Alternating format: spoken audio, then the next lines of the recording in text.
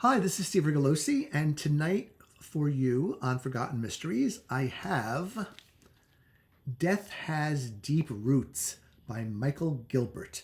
This is copyright 1951 by Harper, and you can see there in very small type that it is one of the Harper novels of suspense. Interesting note, Michael Gilbert was the father of, I think, more than half a dozen children, and his daughter, Harriet, also ended up publishing novels in the Harper novel of suspense line. And I had a little bit of a geek fest, I don't know, a number of years ago when I was on Twitter, and I got to interact with her directly and just talk about books and about Joan Kahn, the editor of The List. And I don't know, it was like being one or two steps away from greatness, and she was very, very gracious. And I've read a number of her books, and I really like them, but I can't review them for you because she's still alive. You know, the rule of this channel is we only talk about books by authors who are no longer with us, so that I can really speak my mind freely without worrying about hurting anybody's feelings. Okay, so Michael Gilbert. Wow. Michael Gilbert was a class act, a true gentleman, and it comes across in his prose and his writing. He was an Englishman, and of course, served in the armed forces, and went on to become a lawyer, practiced law his entire life, and until he retired. And interesting story is that he only wrote on his commute to and from work. So he said, at home, I want to spend my time with my wife and my children, and at work I have to give all of my attention to my career. So the one and only place that I will write will be on a train as I'm traveling somewhere. Talk about dedication, and talk about having the building blocks of your life so well organized that you could balance everything and do it well. I just have to assume that he was an excellent lawyer, because from his books, which are so well plotted, you could tell he just had a class A mind, very, very sharp. And his writing comes across as so authoritative and confident without being cocky. While he is a serious writer, there is some humor in his books. The characters have their interactions, and there's some laughter, and some silly things happening here and there, and bad puns and so forth. But overall, when you start reading Michael Gilbert, one of the first things that strikes you is just the quality of the writing, the crispness of the prose. But let me get more into that later. Let me tell you a little bit about the book first. So this was Gilbert's third book. And so he was really getting started on his career. His earlier two books had done very well and been very nicely received. And out comes Death with Deep Roots. So because I like to go into books as a tabula rasa, I assumed from the title that this was going to be a book centered around a garden, right? That the roots of the trees and the roots of the flowers or whatever were going to play a part in the unraveling of the mystery. Wrong. Nothing to do with gardening. It has to do more with the seeds of the crime being investigated were planted really far in the past, or not far in the past, but enough in the past that everything is not right there in front of you.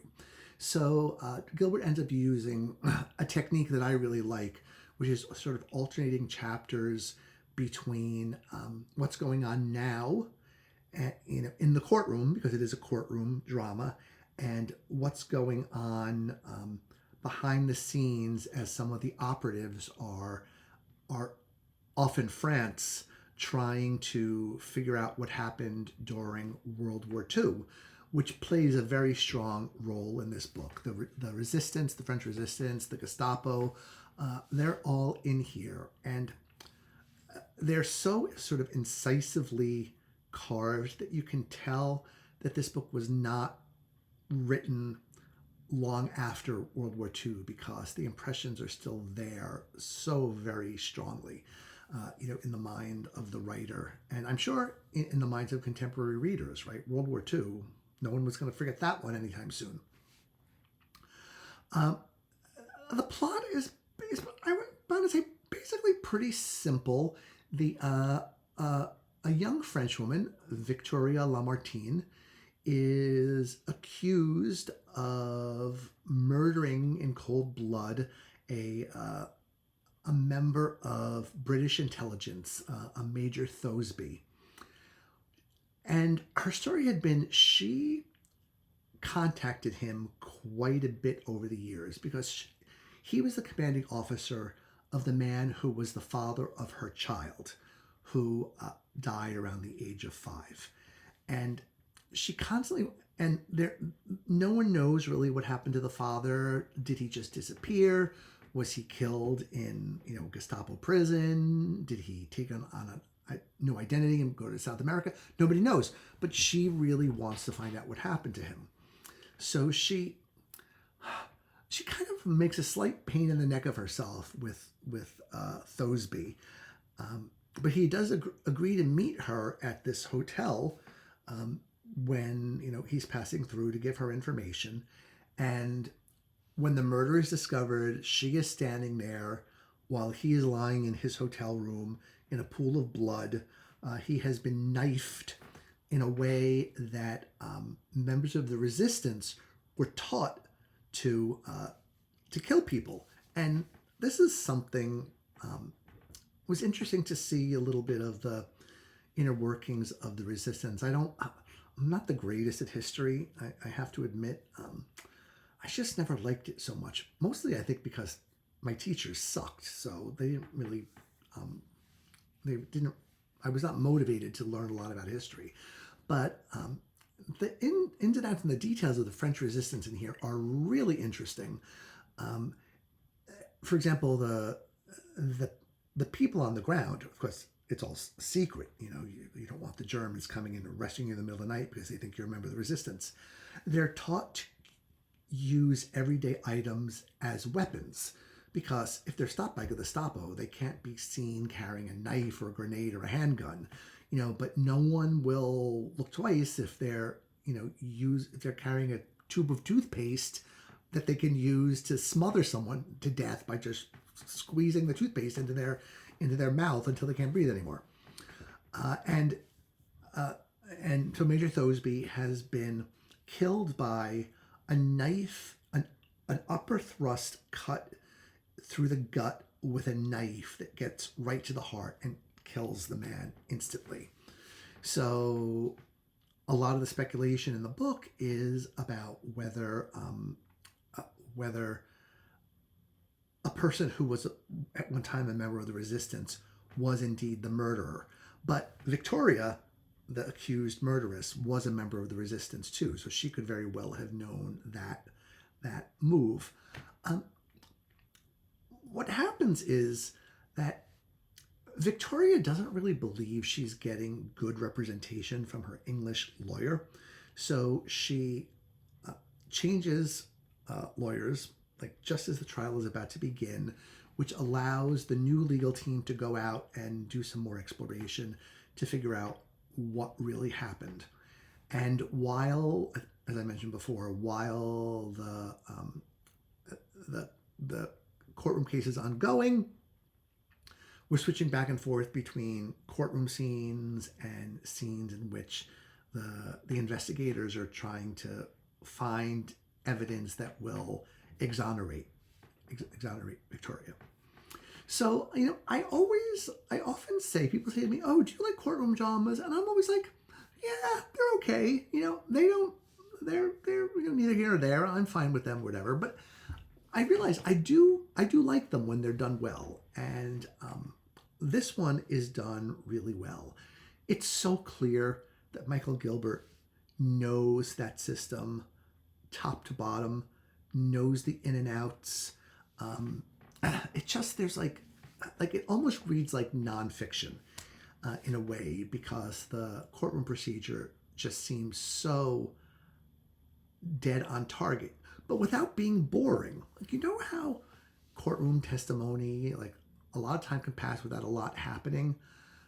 Gilbert, as a reader-centric writer, was very, very smart about what he chose to put in the book as part of the testimony and what he chose to summarize, and so that he couldn't be called out on points of law. There were sometimes like parentheticals where he said, this testimony is being skipped because for the following reasons or whatever. So I think he might have assumed that his readers knew as much about courtroom practice as he did, and just wanted to make sure that nobody said to him, oh, you got that wrong, Michael.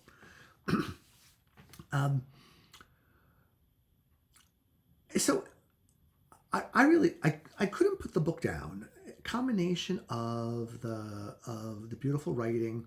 I know I've said this a bunch of times, but there's just something about English novels that there's such a sense of place in them, a sense of pride in country and a pride in surroundings. There's always descriptions of England and the English countryside, or London and the other English cities, and they're always just so perfect, like that you just feel like you are there. This was such a talent the English had for describing their surroundings in a way that you can envision them like a picture postcard.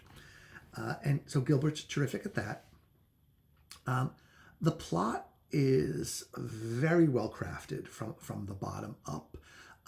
It gets a little complicated, but I actually find that to be true of a lot of his books, that the unraveling of the plot gets a little complicated. But that's okay, because I think Gilbert was writing in an era where writers and publishers were willing to demand a little bit more from readers. Please don't want to get on my case for what I'm about to say. I feel like a lot of the sort of mass market mystery publishers today don't expect a lot from their readers. They try not to overload their readers. Whereas the classic writers, the Golden Age writers, they were just like, you're reading a book with a bunch of characters and a bunch of plot details. It's your job. You chose to pick up the book. It's your job to keep track of everything. That's the case here. There's kind of a lot to keep track of. So if you want to take some notes on a little piece of scratch paper, that might help you. But part of the fun is watching the truth come out little by little, and watching kind of the drama in the courtroom, and not really knowing as a reader whether Victoria is guilty or not, because she might be. She might be. She swears she's not, but how many murderers say, yes, I did it? A lot of them say, no way, it wasn't me. So that added a nice bit of suspense too. What else can I say about this book? I guess, if I had to criticize anything, I guess it would be that I didn't feel that Victoria was a particularly well-drawn character. She's a damsel in distress. And when she's asked probing questions during her testimony, she comes up with kind of, I don't know, almost like Flibberty-Gibbet answers. Well, I don't know why I did that. I'm a woman. I had a hard time making up my mind. And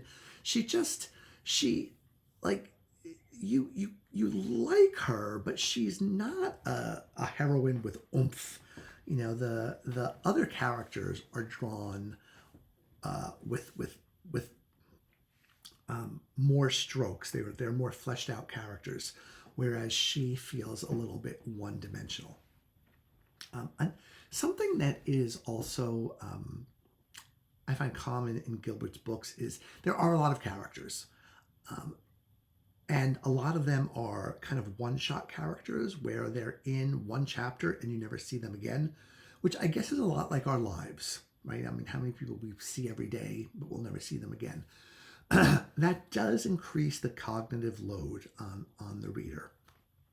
And I think modern publishers are very, very careful about not having too many characters introduced in the early pages of the book, because readers, I can't handle it. No, there's too many characters to keep track of. I hate that. But let's put that aside for a moment. Sorry for that little freak out. But just what I would say is, if you start reading a Gilbert book and you're thinking, wow, there's a lot of characters here, I would say just go with it. Go with it. A lot of times what they do or what they say is more important than who they are. Gilbert isn't introducing them as rounded characters for you to follow.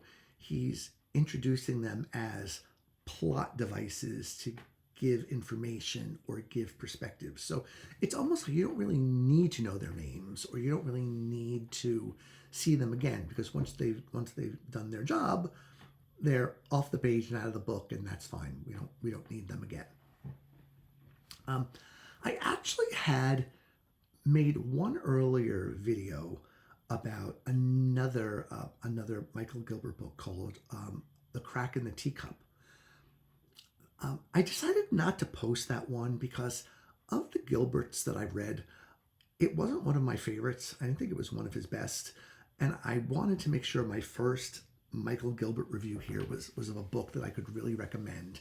And I'm happy to say that Death Has Deep Roots is a book that the jacket, what it's all about, really no clue. It kind of, I don't know, it looks maybe a little Hitchcockian. I don't know what this thing is supposed to be. I don't really get it so much. But there you have it. That was, I was not around for the publisher to ask my advice when they were getting this jacket ready.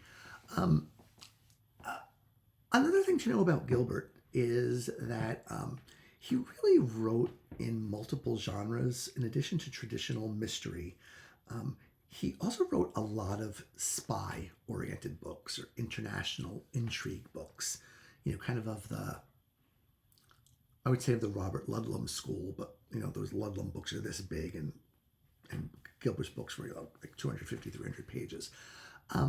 I personally find that I like his traditional mysteries better than the war books or the spy books, but that's just personal taste.